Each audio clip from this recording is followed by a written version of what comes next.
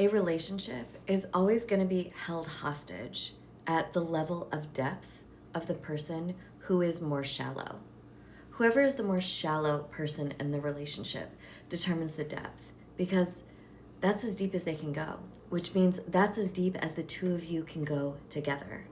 And yes, there's always this illusion that we're going to grow together, that we're going to deepen over time. And that has not been my experience. And that's definitely not what I've observed around me. Because 3 things. The first is that people like their comfort zone. People feel good in their comfort zone. People know who they are. They know what the world is. They're presenting the parts of themselves that they feel confident about.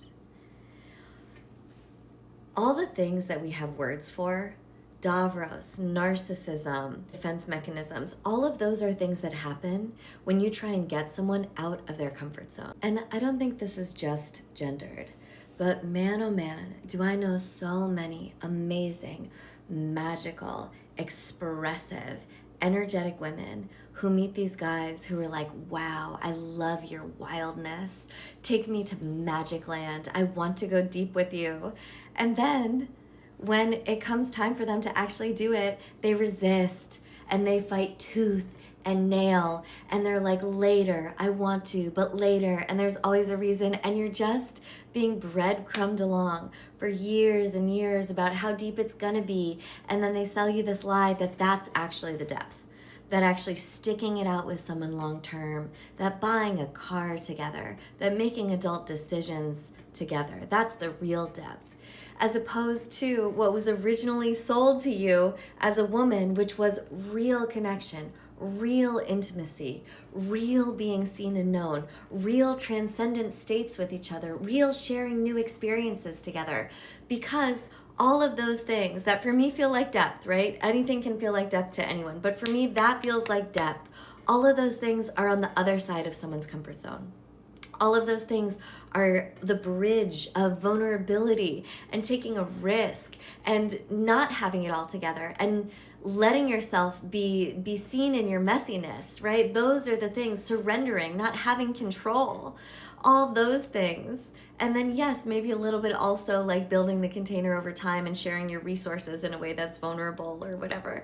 But that's the bridge that gets you there. And people won't do it. I keep making that hand gesture, but people won't do it in the name of not trying to get out of their comfort zone.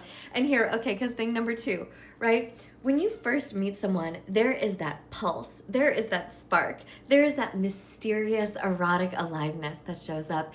And where does it even come from?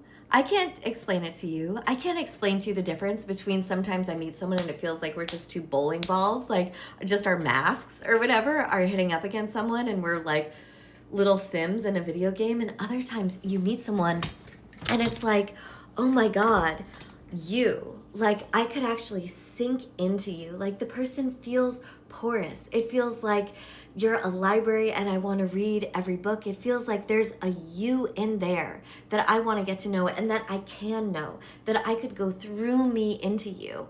And I want you to go into me. It's mysterious. It's magical. Not only that, but you actually want them to spit in your mouth.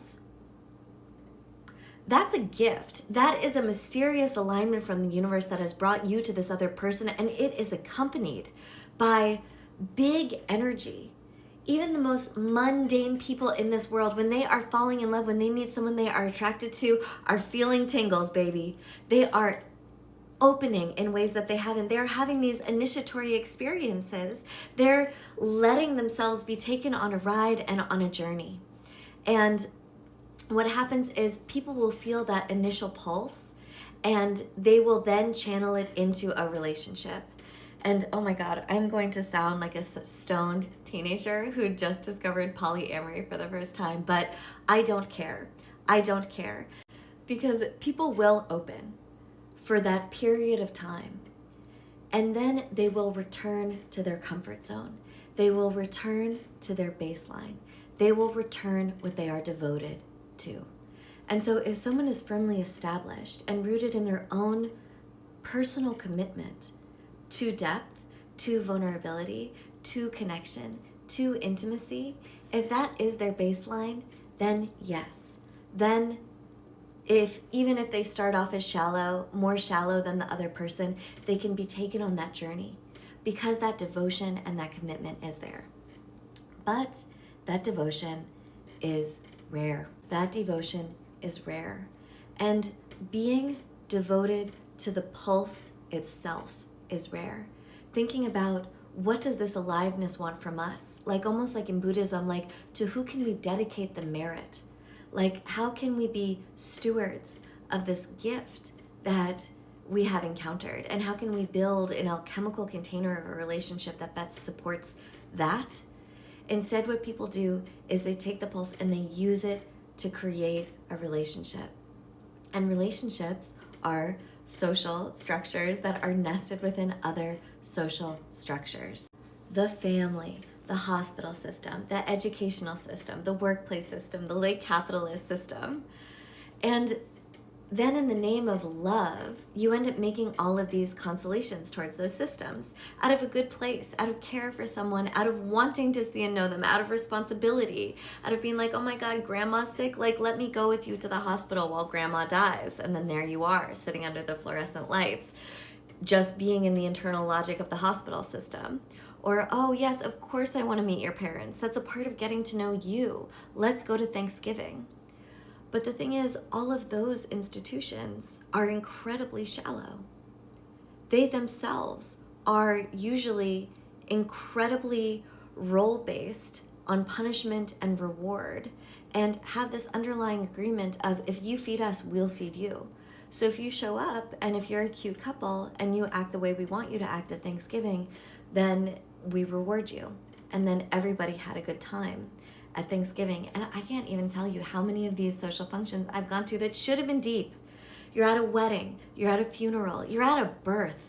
It should be rich and meaningful and connected, and yet everyone is so dissociated and does this thing that drives me crazy where they're almost already telling the story of the event that is happening in present moment, almost as a way of digesting while not being present for what is going on. Be like, wow, the nurses were so nice. Your sister's flight was delayed, but it still got here on time. They're telling themselves the story. It's the weirdest thing that I've ever been a part of.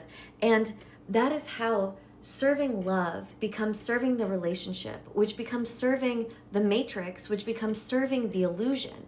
And then it's just illusion all the way down. So it's not only that the relationship is held hijacked by the person who's more shallow, but that person is being held hostage and hijacked by what they're bought into and the level of depth that all those things that they are a part of is holding them in, because that's their baseline. And because at the end of the day, that's what they're devoted to. After that initial period of suspending their devotion to that in order to forge this connection, they're going to go right back to it, because their survival and their security is dependent on feeding it and then being fed, which is also why it's such a lie that someone is going to become more this way over time.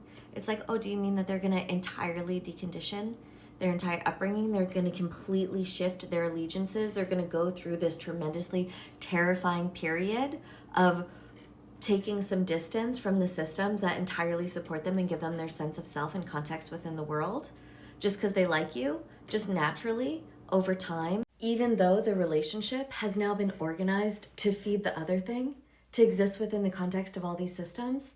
No, they're going to return to their comfort zone. They're going to return to their baseline. They're going to use that pulse and the eroticism from the relationship to make it feel a little bit better to be where they are. You don't get deep, you are deep. You don't become devoted, you stay devoted.